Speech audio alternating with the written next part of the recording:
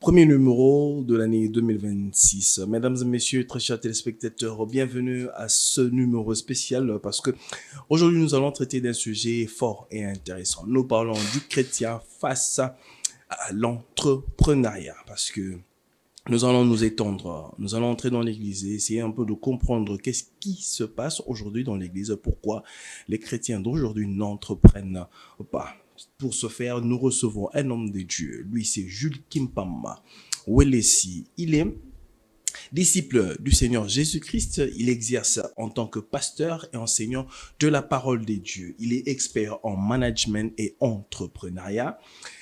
Il est également coach, motivateur et conférencier d'excellence. Il se distingue par ses compétences en intelligence financière, en conseil d'affaires, président de la fondation Jules Kimpama, de Grady Structure et acteur déterminant du développement et coordonnateur régional opération manager à la First Bank DRC SA. Sa carrière exemplaire illustre la responsabilité sociale. Il est notre invité. Avec lui, nous allons devoir parler sur cette question si importante. Il est auteur de plusieurs ouvrages qu'il a pu peaufiner, le chrétien et l'entrepreneuriat que vous voyez là sur ma main. Nous allons devoir en parler aussi au cours de cette émission. Je le reçois, je dis bienvenue, révérend. Comment vous allez? Je vais bien. Meilleurs vœux. Merci à vous. Très bien. Mesdames et messieurs, on ne peut pas ouvrir notre émission de manière proprement dite. Je n'ai jamais été seul. Je suis toujours avec mon jumeau, encore mon compagnon de tous les jours. Lui, c'est le berger Grâce qui est avec nous. Je dis meilleurs vœux, bienvenue berger. Merci pareillement mon frère Gilles. Comment allez-vous? Ça va, ça va. Je suis très heureux aujourd'hui de recevoir le pasteur Gilles Kimpama. Mon homo, hein? Votre mot justement, expert en finance et en banque. Alors, il est important de savoir qu'en étant homme de Dieu, vous devez aussi être entrepreneur. Mais nous le savons bien que d'autres personnes disent qu'ils sont appelés en temps plein. Je ne sais pas si ça sera évoqué aussi ici, mais par la grâce de Dieu, le pasteur va nous éclairer. Et ce que j'aime chez lui, c'est son équilibre et c'est sa manière de voir l'argent dans l'évangile. Et gloire à Dieu, il a accepté notre invitation. Bonjour et bienvenue, homme de Dieu. Bonjour, berger Grâce. Je rappelle que vous êtes l'auteur de ce merveilleux livre, Jésus-Christ, intelligence entrepreneuriale. Alors, par la grâce de Dieu, nous allons en parler. Papa Gilles, je vous remets la parole. Très bien. C'est comme le berger vient de le dire. Et le sujet est donné, nous allons devoir ergoter tout autour de ce sujet. Nous en parlons, mesdames et messieurs, très chers téléspectateurs. Alors, ouvrons directement cette émission parce que nous parlons de l'Église, nous parlons de l'entrepreneuriat, nous parlons du croyant. Ouvrons d'abord pour essayer un peu de comprendre c'est quoi l'Église et la mission de l'Église, première ou bien encore primaire. Ok. En fait, l'Église, c'est une communauté des citoyens célestes sur la terre. Une assemblée des rachetés. Alors, l'Église a pour mission être le sel de la terre et la lumière du monde. L'Église, ce n'est pas un nom, mais c'est un corps.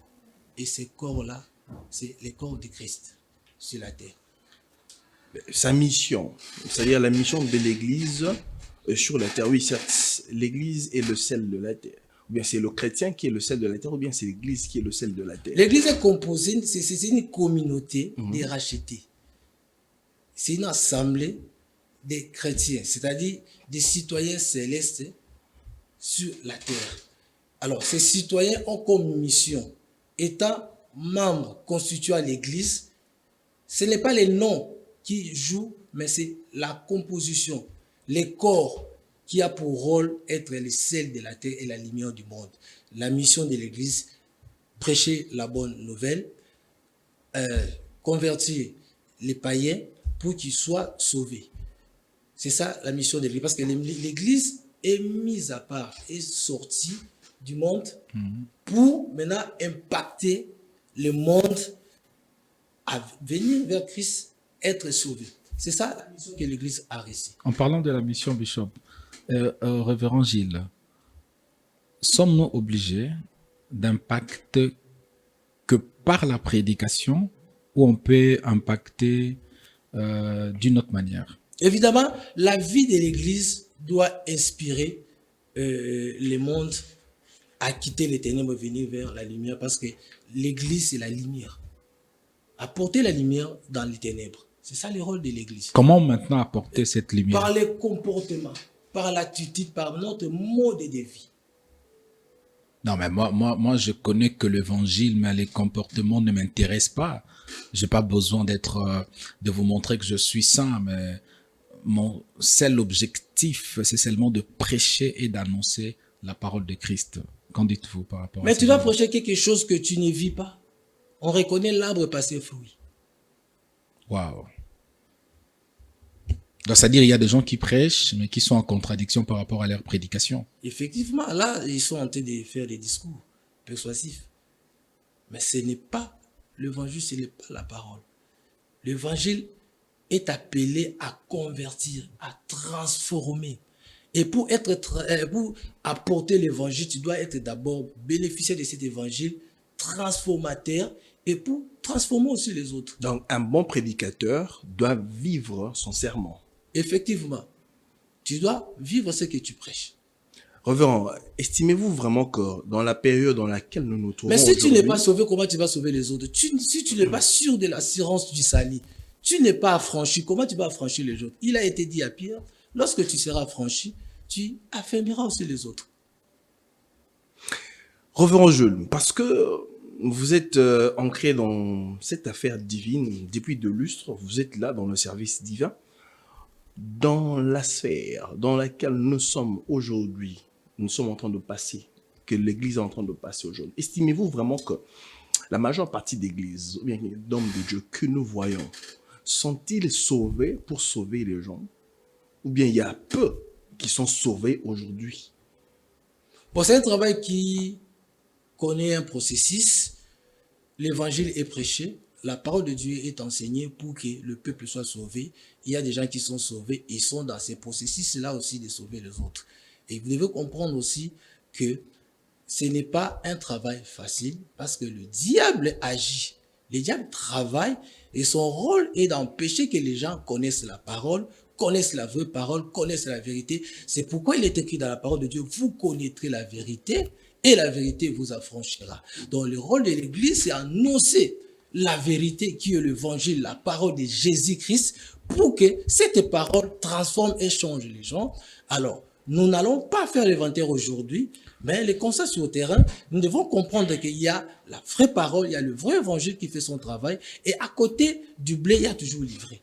Et le rôle maintenant de l'Église, Jésus a dit qu'on laisse croître l'ivraie. Mais à un certain moment, le travail sera fait. Mais nous qui sommes les blés, nous devons maintenant influencer quand même notre environnement, germer dans les jardins de l'Éternel pour que la moisson soit quand même meilleure. En parlant de ce livre, Jésus-Christ, intelligence entrepreneuriale, lorsque je regarde la vie de Jésus, je me rends compte qu'il était extrêmement spirituel. Mais comment pouvez-vous affirmer qu'il était l'intelligence entrepreneuriale? Où avez-vous vu cette intelligence entrepreneuriale dans la vie de Jésus? Vous savez, lui-même avait dit qu'au commencement, il n'était pas ainsi. Si nous allons au commencement, il est écrit dans la parole de Dieu, au commencement, Dieu. Alors, Dieu créa. C'est lui l'auteur de toutes choses et le créateur de toutes choses. Jean 1 dit, au commencement était la parole était avec Dieu, la parole était Dieu. Alors, cette parole, tout ce qui existe par la parole. C'est-à-dire, Dieu étant créateur, nous le présentons dans notre livre comme étant un entrepreneur par excellence. C'est lui qui a conçu le plan de la création du monde. Il a créé l'homme à son image et à sa ressemblance. Il a placé l'homme dans les jardins d'Éden.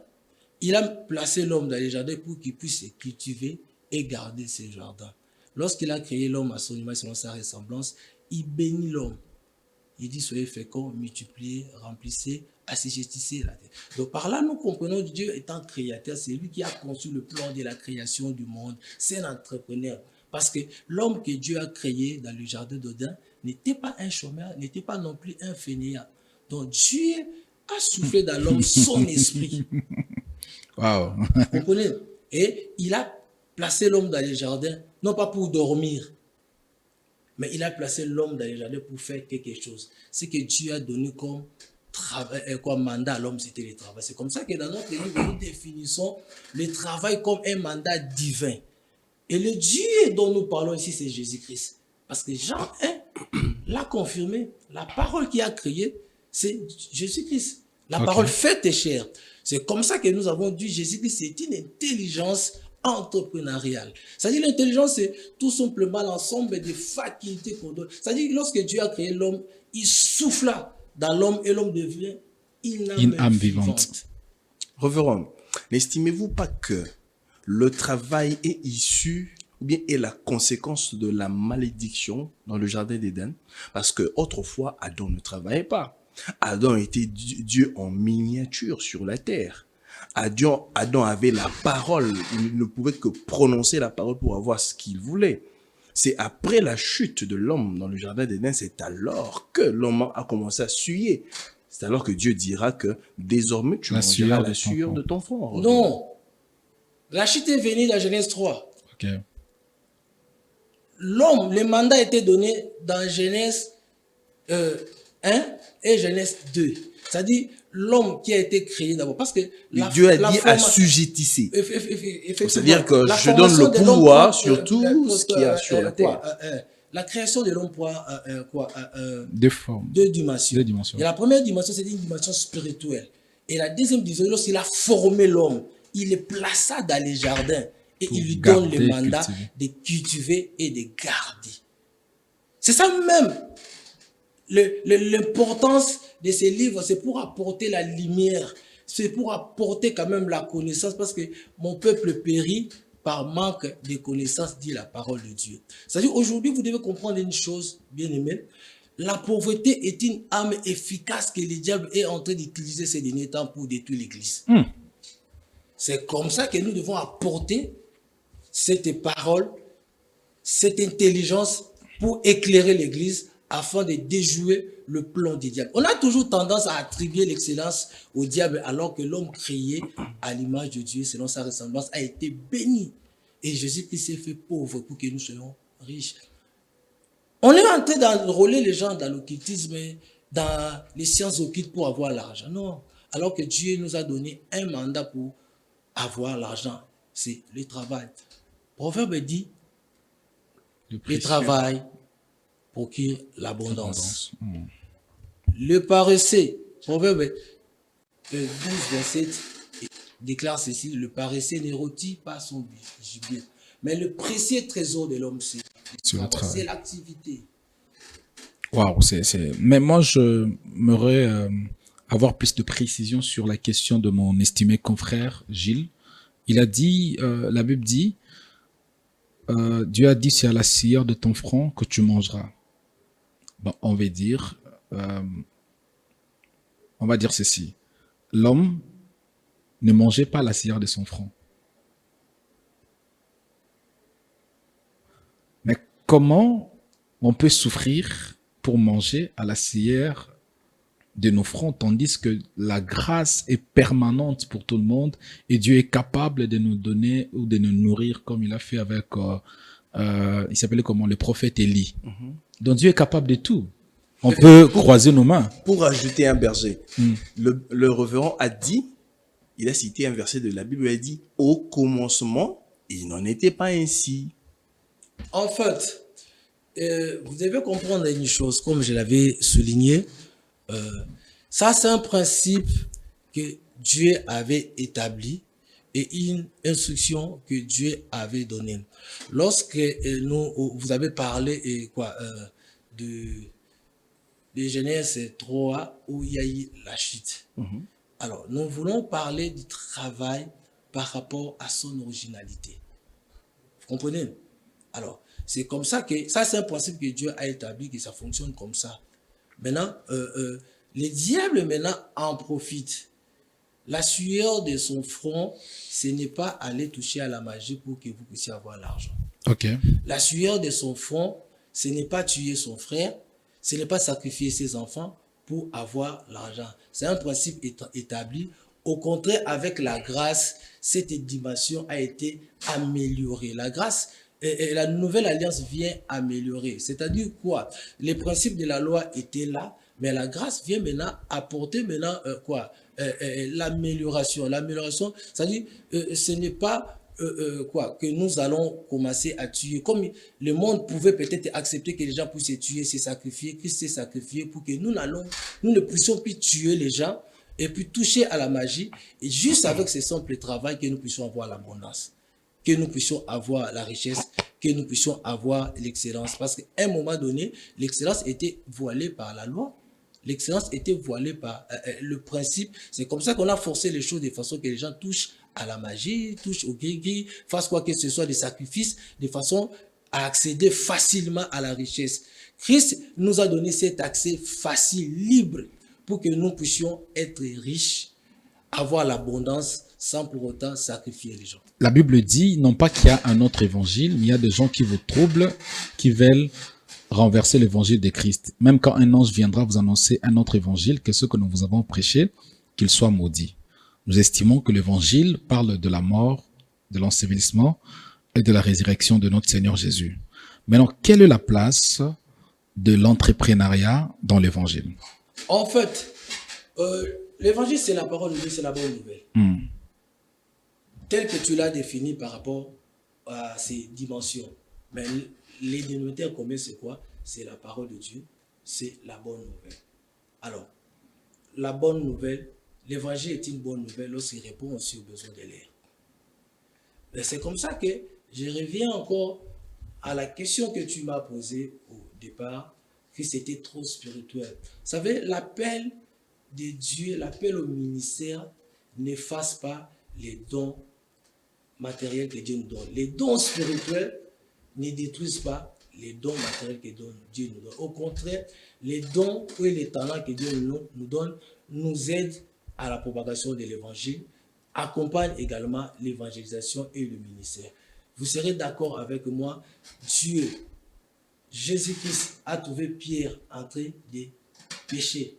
Il a fait toute la nuit sans rien trouver. Mais qu'est-ce qui s'est passé? Jésus-Christ est arrivé, il lui a remis sa barque, il a évangélisé avec sa barque. Après cela, vous savez, Dieu utilise ce que nous avons comme talent et don pour opérer les miracles. Ça fait aussi partie de l'évangile. L'évangile n'est conçu pas seulement en parole, mais à la démonstration. Christ a fait une démonstration. Et c'est parmi les plus grands miracles de la Bible que nous connaissons. C'est passé par quoi? Par le travail. Il a trouvé Pierre en train de travailler. Il a travaillé toute la nuit. Il a échoué. Sans Christ. Mais lorsqu'il a reçu Jésus-Christ, l'intelligence entrepreneuriale a joué. Qu'est-ce qui s'est passé?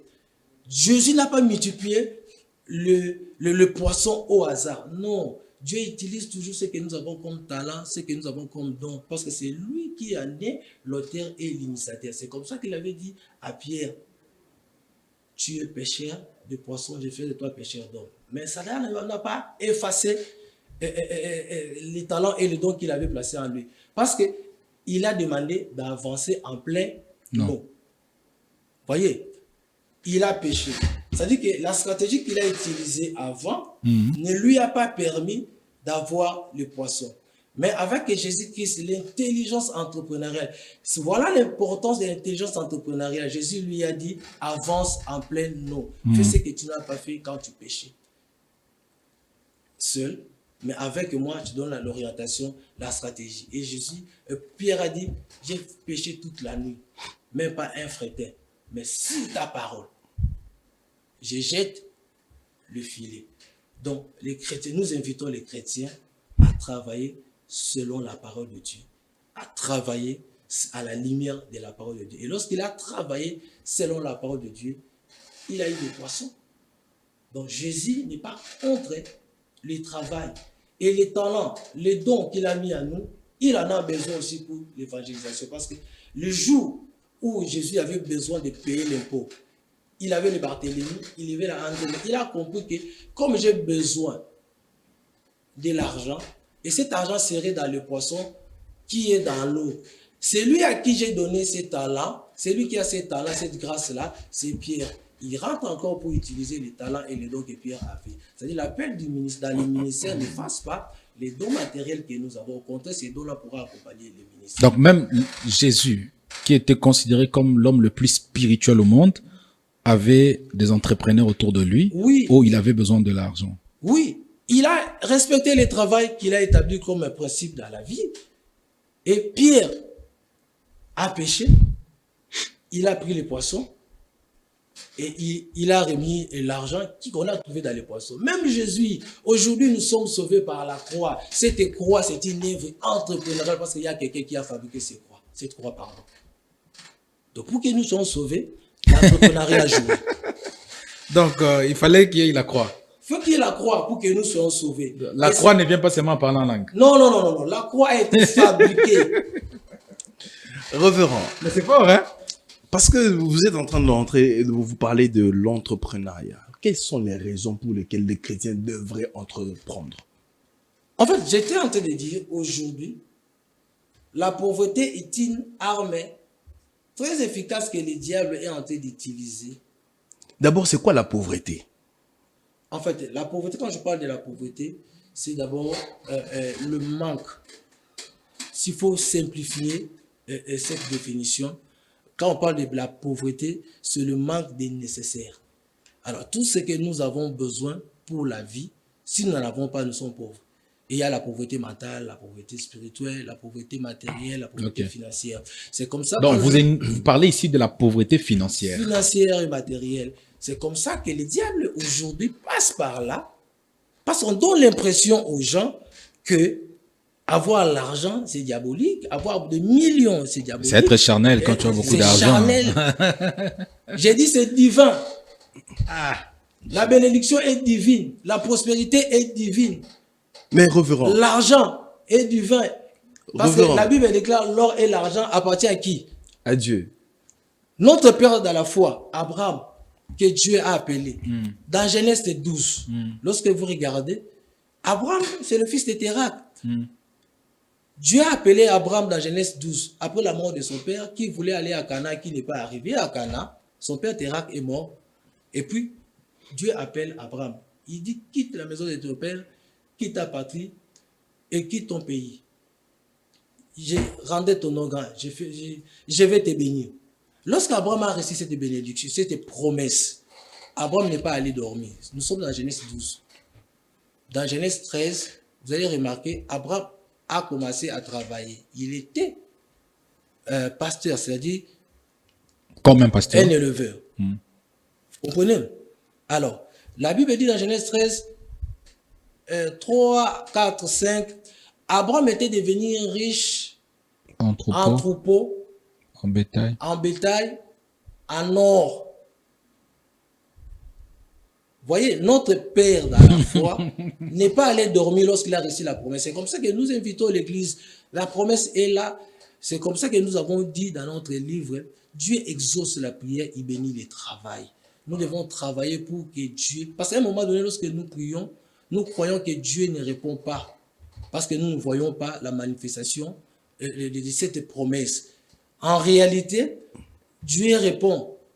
Il exauce la prière, mais il manque où déposer cette bénédiction. Et la bénédiction sera déposée dans le travail. C'est comme ça qu'Abraham a reçu la promesse. Il a travaillé. Il est devenu riche en troupeaux, en or et en argent. Ça dit qu'avoir l'argent, ce n'est pas un péché. Ce n'est pas païen.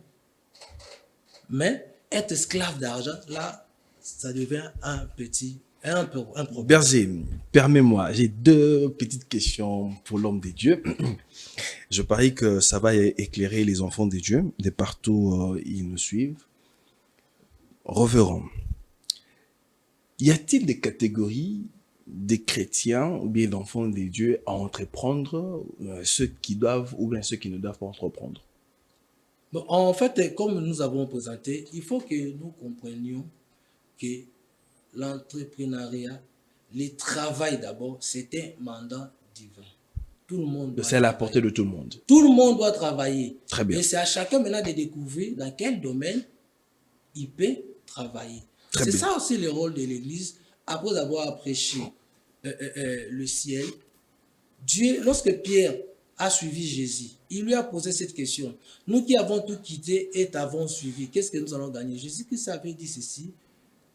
Dans les siècles à venir, vous gagnerez le ciel. Et dans les siècles présents, vous allez gagner quoi? Vous gagnez la vie éternelle dans les siècles à venir. Et si dans les siècles présents, vous aurez au centuple. Et nous devons travailler pour avoir ces centuples-là. C'est une promesse et c'est une bénédiction. Tout le monde doit travailler. L'Église n'est pas une boulangerie qui fabrique les fainéants. Dieu ne travaille pas avec le paresseux. Dieu travaille avec les courageux. Vous allez voir même dans la Bible, il y a un langage que peut-être nous devons éclairer aujourd'hui dans les expressions des chrétiens. Souvent, on chante même Nzamba Lokotinga la zéro à Komisinga héros. Oui, Dieu c'est un Dieu de multiplication. Quand vous parlez des héros, les héros que Dieu a utilisés dans la Bible, c'était Gédéon. Pendant que sa famille fouillait Madian, lui, Dieu l'a trouvé en train de faire le froment. Il était dans le travail. Les miracles de Dieu te trouvera dans le travail. Dieu multiplie ce que nous avons. Si nous avons zéro, il va multiplier, tu n'auras rien. Les héros dont on parle ici, parce que en fait, il te prend des zéros à commission héros. En termes de multiplication, 0 multiplié par tout nombre, ça donne 0. En fait, c'est un peu aberrant alors. écoutez, je suis en train Seigneur. d'expliquer quelque chose. Alors, Allez-y, c'est un- Bishop. c'est un peu aberrant, cette façon de présenter les choses. Voilà. Quand, dans la dimension de l'entrepreneuriat, je sais que c'est intelligence entrepreneuriale, Dieu utilise toujours quelque chose. Ok. Vous avez remarqué dans le miracle qu'il y a dans la Bible, hein, il y a toujours un coefficient. Il n'y a pas, Devant la il y a mer pas du rouge, vide. Dieu a demandé à Moïse qu'à tirer en main. Vous comprenez? Alors, quand on parle des héros, on peut partir des zéros comme capital, les chiffres, hein, la valeur nominale. Mais on a un capital qu'on appelle le capital humain. La connaissance, les talents, la grâce, les dons que Dieu a mis en toi. Si Dieu passera par là, même si en termes de chiffres tu es à 0, c'est comme ça qu'on parle du zéro capital pour avoir des millions. Jésus que c'est l'intelligence entrepreneuriale. Il utilise toujours les talents que nous avons, le courage que nous avons, l'effort que nous faisons, la foi que nous avons. Cette foi ne doit pas être une foi passive, mais ça doit être une foi active. C'est comme une chante à chanter. Nous avons encore changé, allons le caporal, à cause de ce moment général. Ne trouvez-vous pas que c'est un peu aberrant? C'est un processus. Oui, ça doit être un processus. Ça ne doit pas être de caporal directement à général. Souvent, on a toujours tendance de présenter les résultats, on cache le processus qui a amené à ces résultats-là. Très bien. Ma deuxième question pour laisser la parole au berger. Reverend. Parce que c'est pourquoi j'ai posé la question de savoir s'il y a des types de chrétiens à entreprendre. Nous avons reçu plusieurs hommes de Dieu sur ce plateau. On a parlé sur certaines questions aussi sensibles en ce qui concerne le combat spirituel. Parce qu'il y a certaines personnes, vous direz que il y a certaines personnes qui sont liées par le sang, par leur père, par leur grand-père. Même quand cette personne-là essaierait d'entreprendre, il n'ira pas. Et ça ne va pas passer. Parce que vous dites que tout le monde est passible, tout le monde, l'entrepreneuriat est à la portée de tout le monde. Alors, ce genre de personnes qui sont par exemple liées par leur famille, par le sang, d'une certaine façon, quel est leur sort? Comment faire pour arriver, quand même on a les capacités, mais on est lié par les liens familiaux d'une certaine façon. Comment s'en sortir pour arriver enfin à entreprendre? Non, bon, en fait, nous devons comprendre une chose, on n'est pas chrétien, on devient chrétien. Lorsque nous naissons, nous partons avec tout ce que nous avons comme fardeau. Pasteur, je n'ai pas très bien saisi. Vous avez dit, on ne devient pas chrétien. On n'est pas chrétien. On devient chrétien. On devient chrétien. Alors, lorsque nous naissons avec tout ce qu'il y a comme fardeau familial, problème, lien, condamnation, consort. Dès lors que nous sommes en Christ, nous commençons ce processus. Il nous a transformés du royaume des ténèbres vers le royaume Dès lors, on reçoit Christ dans notre On vie. reçoit Jésus. On entre dans les processus. C'est le combat spirituel cesse dès que l'on devient chrétien. Ça C'est-à-dire- cesse pas. c'est-à-dire Au contraire, les liens. Nous commençons Les liens maintenant à sont vivre brisés. le combat. Les liens sont brisés dès lors que l'on Écoutez, reçoit nous Christ. commençons maintenant à vivre le combat parce que le combat spirituel, c'est pour les racheter, c'est pour les chrétiens, ceux qui gardent le témoignage de Jésus-Christ. Parce que le diable ne combat pas ses agents. Il utilise ses agents pour combattre les chrétiens. Vous voyez, Apocalypse 12, 17 explique. Les dragons étaient irrités. Il est venu mener la guerre contre quoi? La femme et sa postérité. Vous comprenez? Et ceux qui gardent les commandements et les témoignages de Christ. Ok. Voyez, ceux qui sont dans les ténèbres, les diables ne les combattent pas. Ils sont déjà dans les ténèbres. Et le combat maintenant, lorsque nous recevons Jésus comme Seigneur Sauveur, nous avons déclenché la guerre. Et qu'est-ce qu'ils vont faire maintenant? Tout ce qui a été dit comme condamnation, réclamation, loi établie, problèmes familiaux, fait maintenant surface pour peser contre nous. C'est-à-dire qu'il y aura maintenant un vent contraire. Mais l'avantage que nous avons Jésus-Christ. Nous utilisons maintenant les armes que Christ nous a données pour combattre les diables. Parce que nous n'avons pas à lutter contre la chair ni le sang, mais nous avons à lutter contre les principautés, les autorités, les dominations. C'est-à-dire, dans chaque pays, il y a des autorités. Ici, nous sommes dans une dimension spirituelle. Il y a des autorités spirituelles. Dans chaque tribu, il y a des autorités, il y a des principautés, il y a des pouvoirs, il y a des puissances. Mais en fait, le combat spirituel, ce n'est pas un message pour faire peur aux chrétiens. Non, au contraire, c'est un message du salut. C'est une assurance que nous donnons parce que le diable existe et il combat, il fait son travail. Parce que vous devez comprendre encore une chose. Jésus-Christ a détruit, a dépouillé le diable de tout son pouvoir, sa puissance, sa force à la croix, mais il n'a pas tué. Mais le diable rôde comme un lion rougissant. Alors, maintenant, quand il est en train de rôder, nous, maintenant, étant chrétiens, nous devons comprendre, celui-là qui est en train de rôder comme un lion, nous avons maintenant les vrais lions en nous. Donc, comprenez? être conscient qu'on peut être combattu. Le combat est réel. Le combat est réel. Réel et permanent. Permanent. Il combat les enfants de Dieu. Ah, nous avons mais l'avantage Jésus-Christ. que nous, mais si nous avons Jésus, Paul n'allait pas nous donner des armes. Paul n'allait pas parler des armures. Que servent ces armes s'il n'y a pas de combat?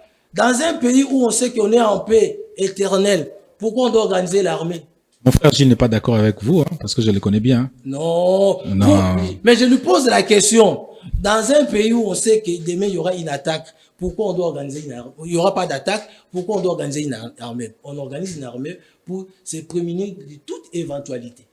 Et Je nous parie savons qu'un que- jour, on parlera sur le combat spirituel avec l'homme de Dieu. Non, non, mais on peut un peu brosser cela. Je crois que ça sera important. Ça peut peut-être bénir quelqu'un. Parce que moi, je suis pas d'accord. On risque de se détourner de notre sujet principal. Je me demande, non, sur l'entrepreneuriat, justement, je cherche l'argent, mais je suis combattu spirituellement. Je cherche l'argent, mais j'ai pas d'opportunité. J'ai étudié, mais j'ai pas de porte. Que faire? Il y a des personnes, pour ajouter à ce que le berger dit, il y a des personnes qui ont des talents très intelligentes. Vous parlez avec lui, vous regardez la densité des projets. Et que là, vous vous dites, wow, cette personne peut être même millionnaire ou même milliardaire. Mais la personne n'arrive pas à franchir, à aller loin. Raison pour laquelle nous avons apporté quand même notre contribution à l'Église Corps de Christ. Ce livre n'est pas seulement un simple ouvrage, mais c'est un manifeste. En fait, je disais raison pour laquelle nous avons apporté notre contribution à l'Église Corps de Christ. Car ce livre n'est pas seulement un ouvrage, un simple ouvrage, mais c'est un manifeste, c'est un guide, c'est une orientation. Donc je crois que ceux qui pourront aussi s'en procurer pourront quand même avoir une orientation par rapport à cette question. Nous sommes là pour orienter et aussi pour l'Église. Les pasteurs doivent prêcher aussi d'une manière équilibrée aux gens de travailler, orienter le peuple de Dieu. Ceux qui ont fini, ils ont besoin. Ceux qui ont travaillé, ceux qui ont fini, ils ont besoin de travailler. En fait, c'est une question très, très pertinente qui nous permet aussi de régler certaines questions de la société. Parce que, à un moment donné, ce que nous parlons comme chômage, c'est pas vraiment un chômage, mais c'est peut-être la naïveté, c'est la paresse. Pourquoi? Même dans notre pays, on nous forme et nous étudions pour être demandeurs d'emploi, au lieu que nous soyons créateurs d'emploi. C'est aussi un problème de concept, d'éducation académique, la formation que nous avons eue. On nous forme aujourd'hui, surtout dans notre pays, pour que nous soyons demandeurs d'emploi. Alors qu'ailleurs, le taux de chômage est faible parce qu'on forme des gens pour qu'ils soient créateurs d'emplois et non demandeurs. Et notre pays est rempli de consommateurs finaux. C'est pourquoi nous allons quand même apporter une lumière, orienter la jeunesse. C'est une responsabilité, par exemple, pour les jeunes, la jeunesse au travail, à l'entrepreneuriat. L'entrepreneuriat, c'est pas seulement monter un grand business. Comme j'avais dit, tu peux commencer par un rien. Avec Dieu, il est écrit, nous ferons des exploits. Notre Dieu, c'est un Dieu de multiplication. Il y a des principes. Parce que les travail, on ne les ramasse pas. On doit trouver le travail. Si on ne le trouve pas, on peut créer le travail. Un frère m'a dit, pasteur, qu'il passait des temps très difficiles ici à Kinshasa et il se disait en lui, bah, je suis combattu dans ma famille, on ne touche pas 1000 $. En voyageant, justement, il est actuellement aux États-Unis, il m'a dit, ah, mais je touche 2000 $ sans prier, sans gêner. Alors, c'était pas un problème spirituel ou comment? Mais c'était très difficile pour lui de toucher 1000 $. Il a même dit que dans sa famille, aucune personne n'a touché 1000 $. C'est ce que je disais. Donc, il y a un problème aussi des sociétés, des communautés et de l'environnement. C'est comme ça que nous devons apporter la parole pour éclairer le peuple de Dieu. Souvent, à un moment donné, ce que nous appelons pauvreté, nous appelons chômage, ce n'est pas le chômage. Révérend, parce que vous avez mis en place ce livre qui est très intéressant, que moi j'apprécie déjà jusque-là, mais il y a aussi dans le chef des pasteurs, on ne remarque pas, on ne voit pas comment est-ce que les pasteurs essayent d'accompagner leurs brebis. Nous avons des pasteurs millionnaires ici en RDC, ici à Kinshasa. Pourquoi est-ce que les pasteurs, d'abord, entre eux, n'arrivent pas à fédérer ensemble pour mettre leurs moyens en jeu et mettre les entreprises ou même encore les banques? Nous n'avons pas de banque en RDC ici. Mais les pasteurs ne font que, voilà, se tenir sur la chair, aller, dire des choses, donner des leçons. Mais entre vous, hommes de Dieu, vous n'arrivez pas à fédérer. Qu'est-ce qui se passe? C'est un problème de cohésion entre vous, hommes de Dieu. Vous ne vous aimez pas? Ou quel est le problème? Bon, en fait, nous aimons. C'est un travail qui doit être fait. Vous devez comprendre, quand vous parlez des hommes de Dieu, vous parlez des hommes de Dieu, les pasteurs des églises de réveil, vous parlez des églises traditionnelles que nous avons comme les confessions religieuses telles que protestantes, consorts. Mais vous tous, c'est-à-dire que ce soit les églises protestantes, les églises de réveil, les missionnistes, tous, les branhamistes, tous, vous parlez de Jésus-Christ, non? Oui. Tous en fait, notre dénominateur commun, c'est l'amour. Vous comprenez? Mais cet amour-là n'est pas projeté, n'est pas manifesté. On s'aime. La question que vous avez posée par rapport à la mise en place d'une structure, c'est un processus. Vous devez comprendre aussi quelque chose qui pourra refléter la gloire de Dieu. Les diables les combattra et puis les diables n'aimera pas que les hommes soient unis pour que lui soit anéanti. Mais nous sommes conscients de cet aspect. Et le travail sera fait, nous sommes en train de travailler. Même dans notre livre, nous l'avons recommandé, il faut qu'il y ait au sein des églises, des cadres, des structures de développement communautaire. Vous allez voir, vous m'avez présenté comme un acteur de développement. Nous travaillons par rapport à ça. Donc, nous ne sommes pas là seulement pour le ciel, mais sur la terre, étant le sel de la terre, la lumière du monde, nous devons être aussi exemplaires. C'est-à-dire qu'une église doit travailler pour les salis de membres aussi pour le bien-être de ces membres-là, c'est-à-dire orienter. Par rapport aux moyens que nous avons, si les moyens sont suffisants, nous pouvons organiser des cadres bien appropriés pour aider aussi quand même les membres dans l'entrepreneuriat à se développer. On crée des églises. Vous allez voir dans mon livre, j'ai parlé des hommes de Dieu qui ont servi aussi d'exemple. Mais le travail n'est pas fini. On a commencé, on doit commencer quelque part.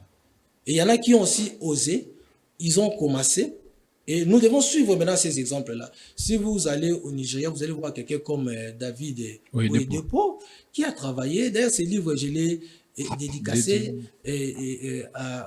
aux entrepreneurs qui avaient un leadership glorieux ici au Congo. Un autre problème, c'est une faiblesse aussi de l'Église que nous devons corriger. L'Église, la première des choses pour que nous puissions arriver à ce que vous nous demandez là, nous devons commencer à nous accepter et à reconnaître les efforts et les grâces des autres. C'est parce que pasteur Amon, vous êtes égoïste et bokabakate. To kabara. Baromo kaba. To kabara.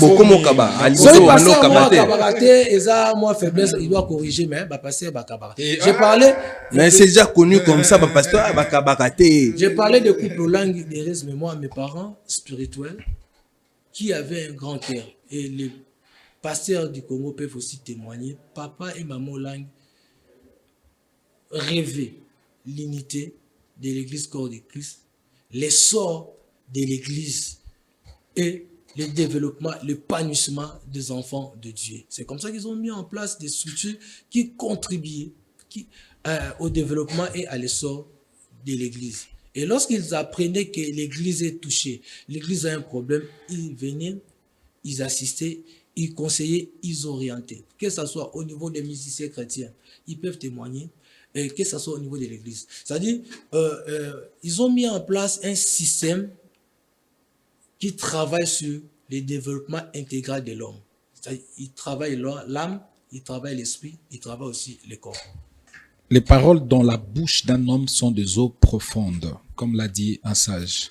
À l'attente de vos propos, je sens en vous l'amour de l'Église corps du Christ.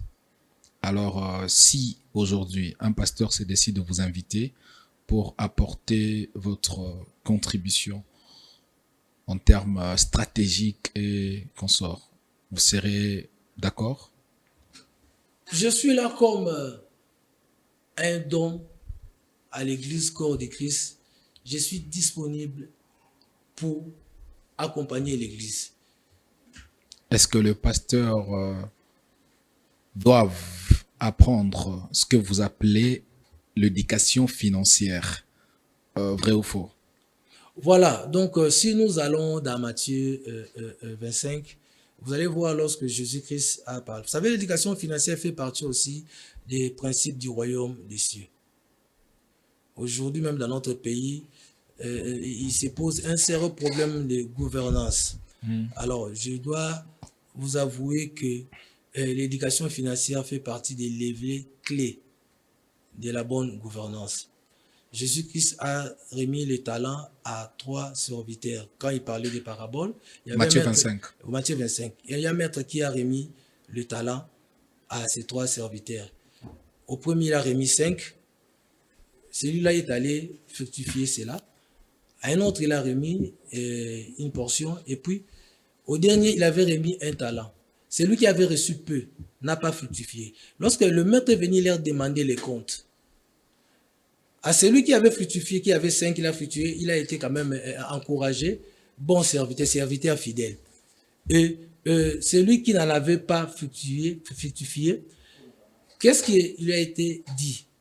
Jésus a dit, tu es un serviteur, il a été blâmé, un serviteur infidèle. Tu aurais dû prendre mon argent, le placer dans la banque pour produire les intérêts. S'il faut même aller dans le principe de la première moisson, Jésus-Christ, c'est l'intelligence bancaire. C'est lui qui a apporté la notion de la banque dans le Nouveau Testament, dans toute la Bible.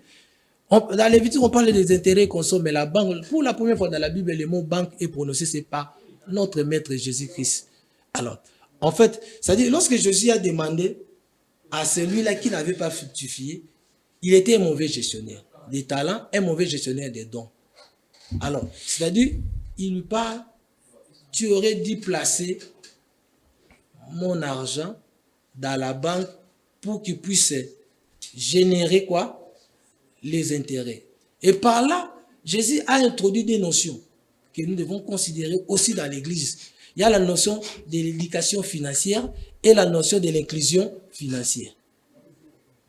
Vous voyez? Donc, l'éducation financière a une place prépondérante dans la communauté, aussi à l'église.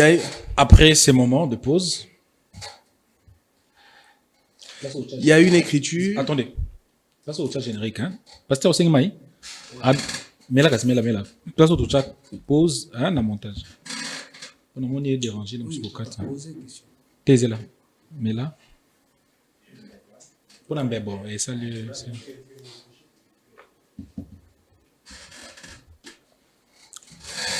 Mais on va dans la bélo. Mais on va dans la bélo. On va d'abord discuter dans les canaux. Il y a une façon qui est présentée aujourd'hui dans l'Église où une écriture qui a traversé des décennies, il est dit « Heureux le pauvre, car le royaume des cieux est à eux ». Pendant une certaine période, ici à Kinshasa, certaines personnes ne voulaient pas travailler, disant que le royaume des cieux est proche, parce que déjà en 1977, il y a eu une certaine enlèvement qui devrait avoir lieu. Et nous sommes venus en, je crois, 2000, 2012, 2025. Et certaines personnes se contentent dans leur pauvreté. Alors, revenons, expliquez-nous, de quelle pauvreté s'agit-il ici? Il s'agit de la pauvreté matérielle ou bien d'une pauvreté spirituelle? Ni l'un ni l'autre. Errer le pauvre en esprit, c'est sa question. Oui, errer le pauvre en esprit. Car ils hériteront le royaume de cieux. Alors, quand on parle d'errer le pauvre en esprit, ce n'est pas, on dit déjà les pauvres en esprit. Ça n'a rien à voir avec le matériel. Vous voyez pas, l'écriture est simple. Mais là, la présentation, ce n'était pas heureux le pauvre. On dit, beaucoup disent heureux le pauvre car le royaume des cieux est à eux. Heureux le pauvre car le royaume des cieux est à eux. On ne parle pas d'une pauvreté matérielle, financière et consort. En fait, dans ces contextes, il était question, c'est-à-dire qu'il faut parler, quand vous expliquez la Bible, aller aussi dans son contexte. Vous voyez? Alors, c'est-à-dire que, vous savez, Jésus, lorsqu'à un moment donné, il parlait en parabole, et sa pédagogie, il s'adaptait aux réalités de chaque coin pour communiquer. C'est-à-dire quoi? Il arrive dans un endroit où la ville, l'activité économique ou bien la situation de la ville est dominée par les pêcheurs. Il va prendre l'attitude de pêcheur pour communiquer son message. Okay. Alors, il arrive dans un endroit où l'agriculture est développée, il devient un peu agronome pour expliquer un peu les réalités du royaume des cieux. C'est dans ce sens-là, on se retrouve dans un environnement où il y a trop de riches. Vous comprenez? Alors, ça dit quand celui qui n'a rien, il aura besoin d'avoir quelque chose. Mais celui qui a quelque chose, ça sera comme un vase plein. Quand on parle des choses de pauvres là, ça dit que là, il faut que votre vase soit vide pour que vous puissiez être rempli. Alors, celui qui avait quelque chose, dans le contexte de ce peuple qui ne voulait plus ajouter quelque chose, un vase rempli n'aura plus besoin de quelque chose. Vous comprenez? C'est dans ce sens-là qu'on voulait quand même communiquer ce message-là, que vous devez avoir soif de la parole. Vous comprenez? Pour que cette parole entre à vous, que vous soyez maintenant des vases remplis. Mais si votre vase est déjà rempli d'une autre connaissance, vous n'allez pas recevoir la parole et cette parole ne va pas non plus vous sauver parce que vous ne l'avez pas reçue. Vous comprenez? Merci beaucoup, révérend. On nous signale déjà que nous sommes arrivés à la fin, mais on ne peut pas vous laisser comme ça sans vous poser quelques questions. On a énuméré, on aura peut-être quelques questions, c'est-à-dire vous allez nous aider. c'est-à-dire à répondre de manière brève. Ne prenez pas 2 minutes, mais prenez peut-être 1 minute pour nous aider. Moi, j'ai 3 questions et je pense que mon frère Gilles va aussi ajouter ces questions. Est-ce qu'un appelé au ministère peut être aussi entrepreneur? Oui, parce que l'appel au ministère n'efface pas les talents et la grâce que Dieu a mis, matériel que Dieu a mis en vous. À l'instar de Pierre qui a été appelé, mais un jour Jésus l'a utilisé encore pour aller pêcher. Il a gardé ses talents de la pêche pour aider le ministère de Jésus à fonctionner. Vous parlez plus de l'Ancien Testament. Parlez-nous aussi de l'entrepreneuriat dans le Nouveau Testament.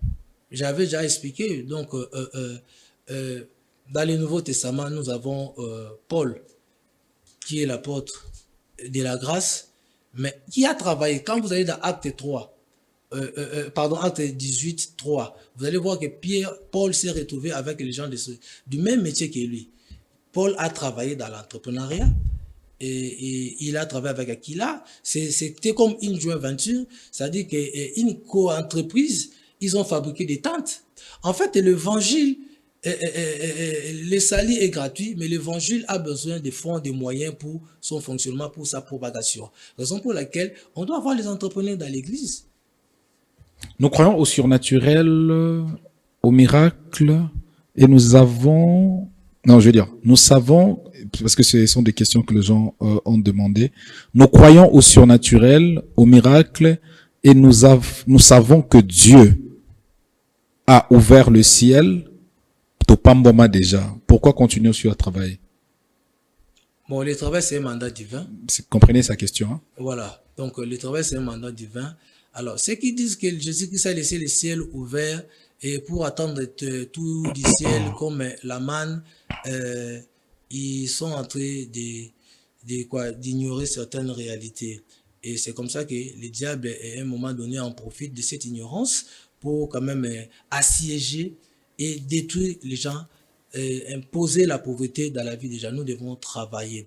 Le miracle viendra par le travail. Comme je l'ai expliqué, Jésus-Christ est arrivé, il a trouvé Pierre dans son entreprise de la pêche qui avait échoué d'un côté, mais avec Jésus, nous ferons des exploits. Il a fait des exploits. Jésus lui a dit, tu n'as pas trouvé parce que tu as traversé toute la nuit. Et la nuit caractérise aussi quand même les ténèbres.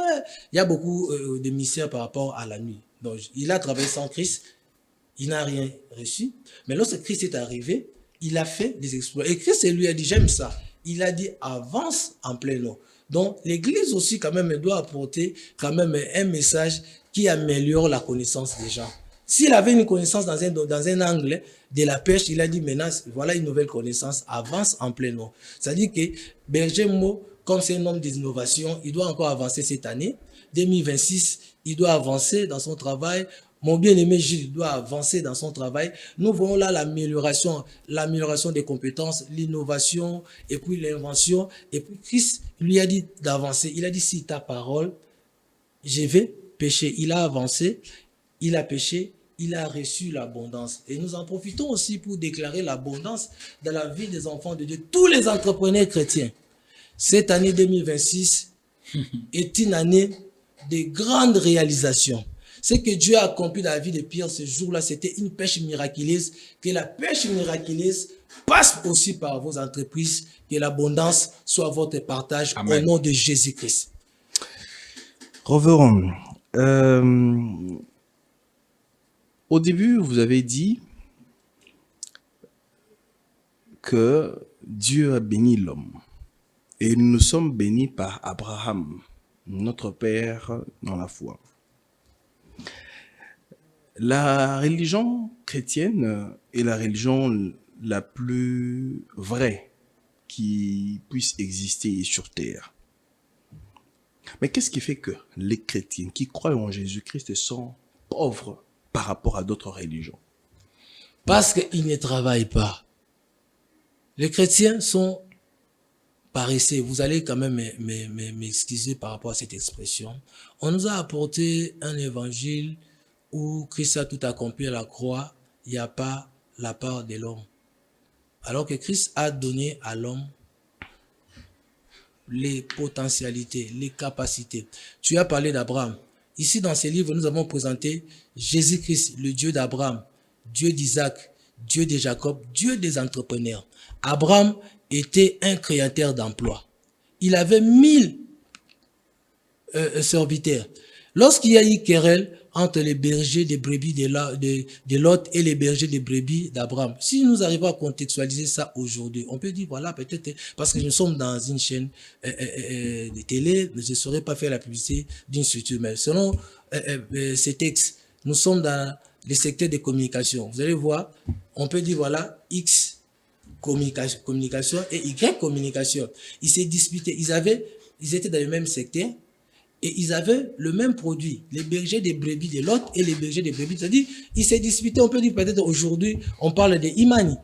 Donc, il y avait une concurrence quand même loyale sur le terrain, raison pour laquelle, c'est-à-dire aujourd'hui, si nous pouvons contextualiser cet aspect des choses, on va dire les DG de la société d'Abraham et les DG de la société de Lot. Donc, Abraham était créateur d'emplois. La Bible dit Isaac s'aimant. Il récolta dans le pays le centuple. Il devint comment? Riche. Il alla s'enrichissant jusqu'à devenir fort riche. L'église n'est pas être une boulangerie qui fabrique les paresseux. Ça doit être une assemblée de créateurs d'emplois, d'entrepreneurs et de producteurs. Parce que Isaac s'aima, il devint fort et riche. On nous a fait croire que la prière répond à tout et résout tout. Dieu exauce la prière. Il bénit le travail. C'est-à-dire quoi? La dimension de prier, Dieu va exaucer, mais pour bénir, il doit chercher où déposer ses bénédictions, c'est dans le travail. Et Dieu n'utilise que ce que nous avons. Nous devons avoir quelque chose. Il a déposé des talents en nous que nous devons exploiter pour que nous puissions devenir riches, au lieu peut-être que de demander, parce qu'à un moment donné, l'église ne peut pas être une assemblée de mendiants. Les enfants de Dieu, nous prions beaucoup. Après, demain, nous allons commencer à mendigoter chez les païens. Non. Nous devons prier, orienter l'église, que Dieu bénisse les membres pour que ces membres-là deviennent aussi des partenaires, des vrais partenaires de l'église, pour que l'église soit aussi glorieuse. Ça veut dire que si vous avez une église économiquement forte, financièrement forte, ça influence aussi les choses. Vous n'estimez pas, révérend, que c'est un peu contradictoire? Parce que les pasteurs aujourd'hui, ils sont aussi à la base de l'appauvrissement de leurs fidèles. Quand on prend les fidèles du lundi à dimanche dans l'église, vous voyez qu'il fait très chaud. Les gens sont en train de crier, prier à longueur de journée. Ces gens-là auront le temps d'aller travailler. Bon, ça sont des mentalités que nous devons quand même corriger. Chaque chose a son temps. Il y a un temps pour prier et il y a un temps aussi pour travailler. On doit avoir le temps pour prier Dieu, adorer notre Dieu, et on doit avoir aussi le temps pour que les membres de l'église aillent travailler, qu'ils amènent la dîme, qu'ils amènent les offrandes, qu'ils soient bénis, qu'ils soutiennent l'œuvre de Dieu, que nous soyons aussi quand même un peu indépendants financièrement pour être équilibrés. Parce que même les pasteurs doivent travailler. Ceux qui ne sont pas appelés en temps plein, ils doivent travailler. Le temps plein n'est pas pour tout le monde. C'est un processus. Le chrétien doit travailler. Ouais. Est-ce qu'un chrétien ou bien un homme de Dieu peut faire la politique? Bon, dans cette dimension de celle de la terre et la lumière du monde, j'ai dit oui. La politique a besoin aussi des valeurs chrétiennes pour aller de l'avant. Nous devons apporter aussi quand même notre touche. Et vous n'estimez pas que si vous apportez votre touche, ceux qui sont entrés préalablement avant ont été étouffés par la politique. Aujourd'hui, ils ne sont plus, voilà, ils ne sont plus non, là. Ça, c'était juste, peut-être, ils étaient corrompus, ils étaient, faibles, mais moi, je crois que avec le valeur que nous avons, nous pouvons apporter aussi quand même notre contribution au développement. J'étais en train de parler de l'éducation financière. Aujourd'hui, dans un angle ou dans un autre, vous allez voir peut-être qu'il y a des pays, il y a des nations qui souffrent de sérieux problèmes de bonne gouvernance. C'est un problème de valeur. Mais si le chrétien arrive là, nous regardons dans la Bible, non? Joseph était premier ministre. Il a résolu les problèmes économiques de l'Égypte. Il était chrétien, non? Il a gardé ses valeurs. Même dans la prison, nous devons continuer à être enfants de Dieu, dans toutes les circonstances. Nous ne sommes pas chrétiens circonstanciels, nous sommes chrétiens parce que nous sommes convertis et nous avons cru en Jésus comme Seigneur et Sauveur et nous reflétons les valeurs chrétiennes. Nous avons le Saint-Esprit qui nous conduit. Berger. Alors pour ce livre, pasteur, que faut-il faire réellement pour s'en procurer? Bon, le livre est sur Amazon. Donc, si vous tapez sur Amazon, le chrétien et l'entrepreneuriat, Jésus-Christ intelligence entrepreneuriale, vous allez quand même voir un lien et puis vous allez remplir quand même les conditions pour en avoir. Pour ceux qui sont en dehors de la RDC, à Kinshasa ici, nous pouvons passer un numéro pour qu'on puisse contacter nos collaborateurs qui sont chargés de la vente de cet ouvrage. On peut aller également à l'église de Souffle de Vie, celle du pasteur Henri Papa à la 11e mairie. Vous allez également trouver ces livres au niveau de la galerie, librairie Ebenezer au niveau de la 17e mairie. Vous pouvez quand même y aller pour vous en procurer. Et les numéros que nous donnons, c'est 084 33 22 929, comme vous avez dit là. Donc, dans les Nouveaux Testaments, il y a plein d'exemples de l'entrepreneuriat. Et l'entrepreneuriat, c'est un bon mais pour l'Église corps du Christ. Vous allez voir lorsque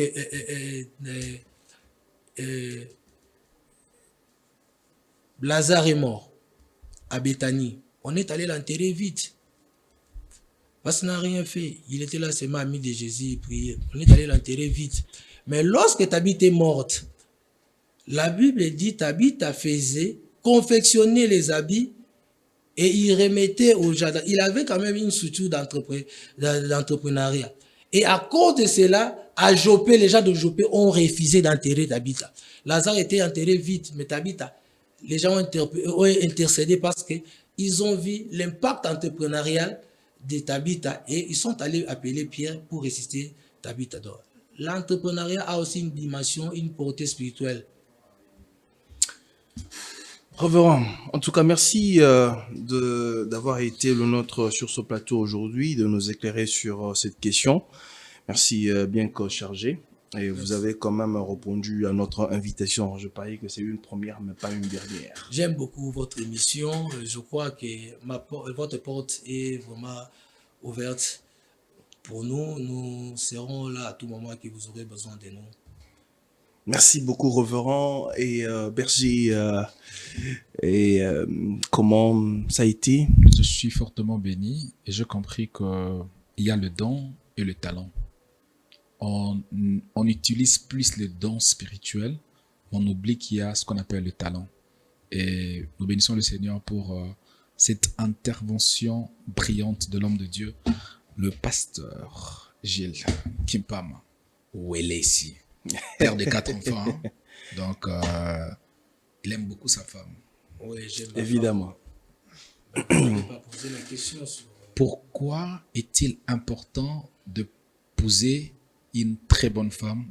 C'est une question qui clôture l'émission. Bon, la Bible déclare, celui qui trouve une femme trouve le bonheur. C'est la femme qui fait le bonheur de l'homme. Un homme de Dieu doit avoir une femme de ministère. Je réponds aussi quand même peut-être à une question qui tarautait aussi quand même dans les esprits des enfants de Dieu, qui a fait quand même exploser aussi quand même la toile par rapport est-ce que c'est interdit d'épouser un pasteur? C'est une bénédiction d'épouser une pasteur. Mais la femme du pasteur doit être préparée. En fait, celui qui trouve une femme trouve le bonheur. La femme fait le bonheur de son mari. Quelle femme? Celle qu'on appelle la femme de valeur. Pour moi, je voulais quand même emprunter les paroles de mon pasteur Jean-Baptiste Sekembo qui dit, vous devez avoir une femme de ministère. Sephora, femme de ministère.